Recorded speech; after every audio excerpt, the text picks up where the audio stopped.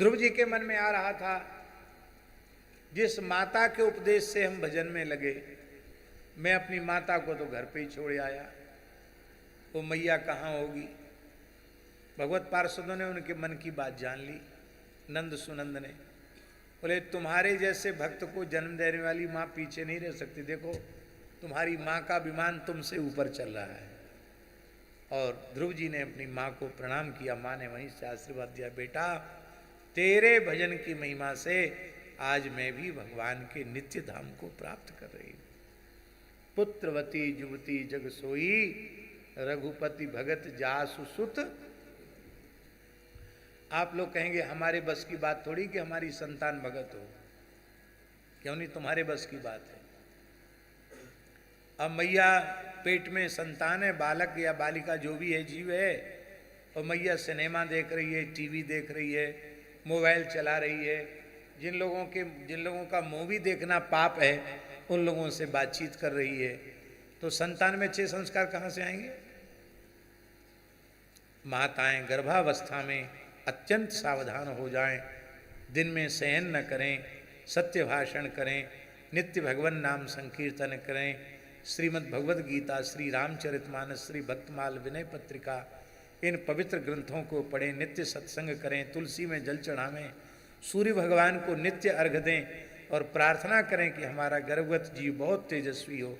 इस प्रकार की पवित्र आहार विहार, गव्य पदार्थों का आहार करें, नित्य जगन्नाथ जी का निर्माल्य लें, नित्य ब्रजरज लें, गंगा जल लें और निरंतर भगवत चिंतन करें। फिर देखो तुम्हारी कोख धन्य हो जाएगी, तुम्हारा कुल धन्य हो जाएगा।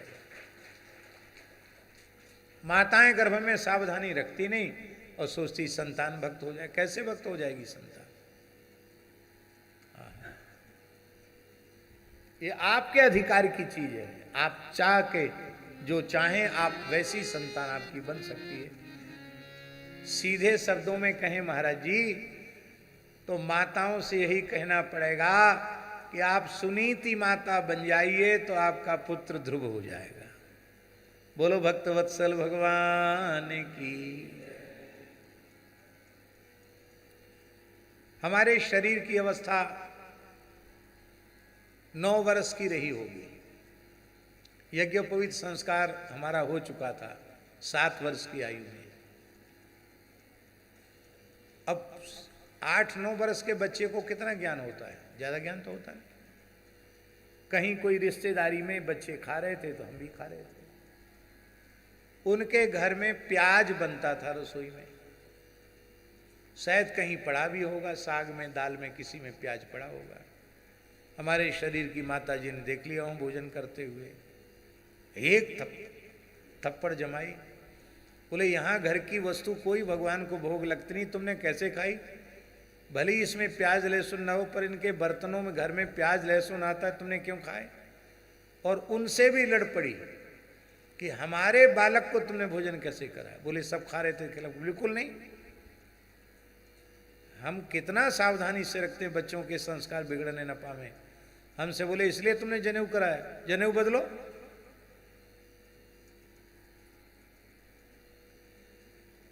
ऐसी सावधानी माता पिता रखें तो संतान पवित्र होगी।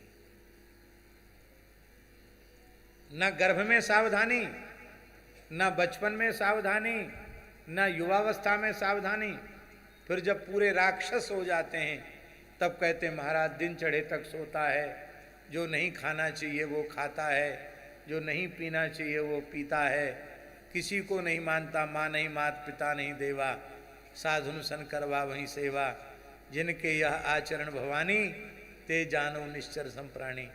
फिर कहते बाबा जी आशीर्वाद दे दो ठीक हो। कैसे ठीक हो जाए? बाबा जी के आशीर्वाद में इतनी ताकत है ही नहीं कि ठीक हो जाए, क्योंकि तुमने इतना कुसंग उसको दे दिया है, वो सुधर नहीं सकता।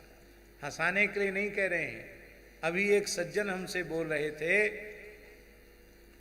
अत्यंत दुखी होकर के कि महाराज जी एक ही पुत्र को पढ़ने के लिए विदेश भेजा और हम बहुत अच्छे पवित्र संस्कार वाले, हमारे पिता पितामह बहुत पवित्र थे, पर एक ही पुत्र को पढ़ने के नाम पर विदेश भेजा। अब वह पूरी तरह से संस्कार भ्रष्ट हो चुका है। जो नहीं खाना चाहिए वो खाता है, जो नहीं पीना चाहिए वो पीता है, जो नहीं करना चाहिए वो करता है, और कभी कभार यहाँ आता है तो यहाँ भी उसके ऐसे ही आचरण रहते हैं। मैं बहुत दुखी रहता हूं, मैं क्या करूं? अरे भाई क्या करो, हमसे पूछते हो क्या करें? जाके प्रिय न राम बैदेही तजिए ताही कोटि बैरी समझद्य परम स्नेही। समझ लो मेरा पुत्र ही नहीं, मैं पुत्रहीन हूं, ऐसा समझ लो। आजकल तो पावर है, उसको अपने उत्तराधिकार से वंचित कर दो। अब पावर है कि नहीं, कानूनी हक है कि नहीं? यदि माता पिता की इच्छा के अनुरूप संतान नहीं है तो वो उसको अपने उत्तराधिकार से वंचित कर सकता है। भजन में लग जाओ। अब उसके लिए तुम रो रहे हो, अपना जीवन खराब कर रहे हो, ये क्या जरूरी है? ये थोड़ा रुपया पैसा बढ़ा नहीं किसी के पास कि फिर यहां पढ़ाई नहीं, सीधे विदेश भेजते हैं। थोड़े मोड़े संस्कार परिवार के बच भी गए हों तो उन पर भी चौका लग जाए, इसके लिए विदेश भेज देते हैं। ऐसा नहीं है, विदेश में भी अच्छे लोग, अच्छे संस्कार वाले लोग रहते हैं, लेकिन उनकी संख्या बहुत थोड़ी है, बहुत कम है। इसलिए भाई अपने परिवार के संस्कारों को संभालो, ये बहुत आवश्यक है। बोलो भक्तराज श्री ध्रुव जी महाराज की जय। श्री सीताराम प्रतिदिन सत्संग एवं दर्शन के लिए श्री महाराज जी के ऑफिशियल चैनल को जरूर सब्सक्राइब करें।